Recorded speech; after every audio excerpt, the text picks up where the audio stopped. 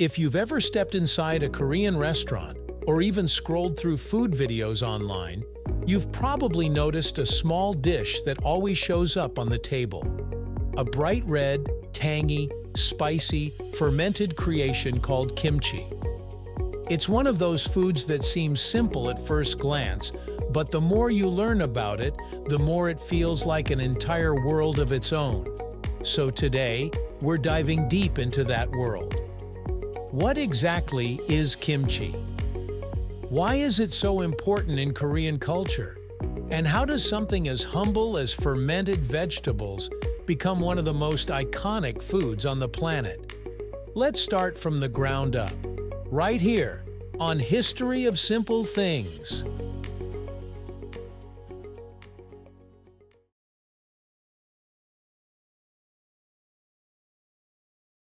At its core, kimchi is a traditional Korean side dish made by fermenting vegetables, most commonly Napa cabbage or radish, with a mix of seasonings like garlic, ginger, scallions, and red pepper flakes known as gochugaru. But describing kimchi this way almost feels incomplete, because kimchi isn't just a recipe, it's a technique, a tradition, and for many Koreans, a taste of home. What makes kimchi truly special is fermentation. That's the process where natural bacteria break down the vegetables over time, creating complex flavors that are tangy, sour, slightly funky, and sometimes spicy, depending on the ingredients. This fermentation not only preserves the vegetables, but also enhances their nutritional value. It's like nature's version of time-traveling food. Fresh vegetables transformed into something more flavorful and long-lasting. One of the most surprising things about kimchi is just how many forms it can take. When people think of kimchi, they often picture the classic red spicy cabbage variety. But in Korea, there are actually over 200 different types of kimchi. Yes, 200. There's Baechu kimchi, the classic Napa cabbage kind, Gakdoogi, the crunchy cubed radish kimchi, baked kimchi, which is white kimchi made without red pepper flakes, giving it a milder flavor, oisobagi, a refreshing cucumber kimchi that's perfect for summer, and even dongchimi, a watery, almost broth-like kimchi that's cool, sour, and served like a drink.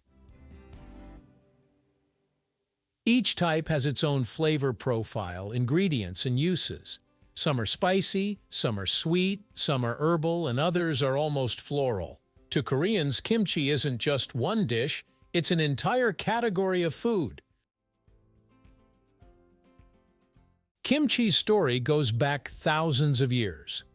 Early versions of the dish were made long before chili peppers existed in Korea. Back then, kimchi didn't have its signature red color or heat. It was mainly salted vegetables stored underground to survive the harsh winters. Think of it as Korea's ancient refrigeration system. It wasn't until the 16th century, after chili peppers were introduced to Korea from the Americas, that kimchi became the spicy, vibrant dish we recognize today. The addition of red pepper flakes completely transformed the flavor and appearance, creating the modern kimchi style that spread throughout the country. Over time, kimchi became deeply tied to Korean identity. It appeared in poetry, was passed down through generations, and even became a symbol of resilience during war and hardship. Today, it's one of Korea's most cherished cultural treasures, and even officially recognized by UNESCO as part of Korea's intangible cultural heritage. One of the most beautiful aspects of kimchi is the tradition known as Kimjang. This is the annual process where families, neighbors, and entire communities gather to prepare large batches of kimchi for the winter. It's a huge event filled with teamwork, laughter, shared meals, and of course, a lot of red pepper paste. Kimjang isn't just about making food, it's about preserving culture.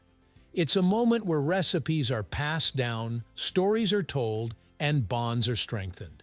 It shows how food can bring people together in a way few other traditions can. And yes, the amount of kimchi made during Kimjang is massive, sometimes enough to fill giant jars buried underground. While every household has its own recipe, the general process of making kimchi follows a few core steps. Step 1. Preparing the vegetables. The most common choice is Napa cabbage. It's cut and soaked in salt water for several hours, which draws out moisture and softens the leaves. This step is crucial because it helps the kimchi absorb flavors more deeply. Step 2. Making the kimchi paste. This is where the magic happens. The paste usually includes garlic, ginger, fish sauce, sugar, scallions, and Korean red pepper flakes. Depending on the recipe, it might also include fermented seafood like salted shrimp or anchovy sauce, which adds savory depth. Step 3. Mixing. Once the cabbage is ready, the paste is slathered generously between every layer.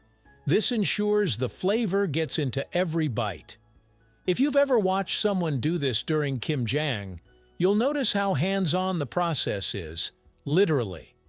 Gloves are a must, because gochugaru stains everything it touches. Step 4. Fermentation. After it's packed tightly into jars or containers, the kimchi begins its fermentation journey. Some people leave it out at room temperature for a day or two to kickstart the process. Others refrigerate it right away for a milder result. Over days or weeks, the flavors develop into that signature tangy, complex taste. The longer kimchi ferments, the stronger the flavor becomes. Some people love freshly made kimchi, crisp and mildly spicy, while others prefer the deep, sour, almost fizzy taste of well-aged kimchi. It's fully personal preference. Kimchi is a dish, a tradition, a science experiment, and a cultural symbol all wrapped into one. It's the product of ancient methods and modern creativity. It's something simple enough to make at home, yet complex enough to keep surprising you with every bite. Thank you for watching.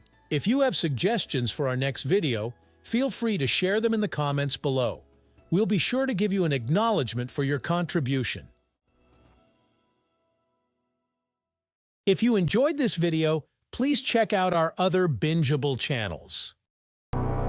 Thank you for joining us on this journey through the history of simple things. Don't forget to like, subscribe, and stay tuned for more stories woven through the smallest details.